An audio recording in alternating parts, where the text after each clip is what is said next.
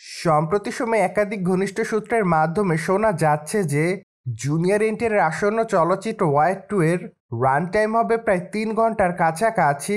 কিন্তু আবার এমনটাও শোনা যাচ্ছে যে চলচ্চিত্রটি সেন্সর বোর্ডে জমা হওয়ার পর হয়তো চলচ্চিত্রের রান টাইম কিছুটা কমতে পারে।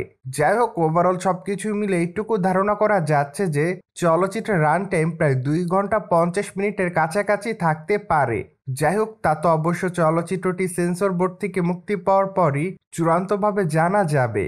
প্রসঙ্গত আরও শোনা যাচ্ছে যে চলচ্চিত্রের ক্লাইম্যাক্স অংশের অ্যাকশন দৃশ্যটি প্রায় 25 মিনিটের মতো থাকবে, যেখানে অবশ্য এনটিআর এবং ঋত্বিক রোশনকে একসঙ্গে অ্যাকশন দৃশ্যে ফাইট করতে দেখা যাবে, যা হয়তো সকল দর্শকদের কাছে নজর কাড়ার মতো একটি দৃশ্য থাকবে। পাশাপাশি চলচ্চিত্রের পর্দায় সর্বমোট 2টি গান থাকবে। কিন্তু চলচ্চিত্রের গল্পে বেশ গভীরতা থাকবে এমনটাই জানা যায় সম্প্রতি চলচ্চিত্র নির্মাতাদের এক ঘনিষ্ঠ সূত্রের মাধ্যমে, যার প্রেক্ষাপটে বর্তমানে এইটুকু অনুমান করা যাচ্ছে যে চলচ্চিত্রটি এবার সকল দর্শকদের কাছে নজর কাড়তে বাধ্য হবে। যাই হোক, এখন শুধুমাত্র অপেক্ষার পালা।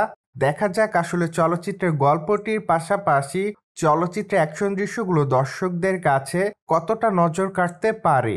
অন্যদিকে আপনারা সকলে জানেন যে চলচ্চিত্রটির মাধ্যমে the first time south Indian চলচ্চিত্রের তারকা এনটিআর এবং বলিউডের তারকা ঋত্বিক রোশনকে একসঙ্গে দেখা যাবে। ফলে বলাই বাহুল্য যে আপাতত তাদের সকল ভক্তরা একসঙ্গে তাদেরকে দেখার জন্য রয়েছে অপেক্ষাতে। তাছাড়া চলচ্চিত্রটি অবশ্য আগস্ট মাসের 14 তারিখে গোটা ভারতে মুক্তি পাচ্ছে। তাই তো বলাই বাহুল্য যে বর্তমানে চলচ্চিত্রের প্রমোশনালের দিকে মনোযোগ দিয়েছে চলচ্চিত্রের নির্মাতা সংশ্লিষ্টরা। যাই হোক, চলচ্চিত্রের পর্দায় কিয়ারা আদবানিকেও এবার বেশ অ্যাকশন মুডে দেখা যাবে। পাশাপাশি চলচ্চিত্রের পর্দায় ঋত্বিকের সঙ্গে তাকে রোমান্টিক মুডেও দেখা যাবে, যার প্রেক্ষাপটে সবকিছু মিলে বলাই বাহুল্য যে চলচ্চিত্রের পর্দায় কিয়ারা আদবানির লুকটি এবার দর্শকদের কাছে নজর কাড়ার মতোই থাকবে। সেই সাথে অবশ্য চলচ্চিত্রের পর্দায় খল চরিত্রে দেখা যাবে জুনিয়র এনটিআরকে। তাছাড়া এর আগে অবশ্য চলচ্চিত্র নির্মাতারা দাবি করেছিলেন যে ওয়ার 2 চলচ্চিত্রের গল্পের মূল কেন্দ্রেই থাকবে জুনিয়র এনটিআর, কেননা তাকে কেন্দ্র করেই চলচ্চিত্রের গল্পটি নির্মাণ করা হয়েছে।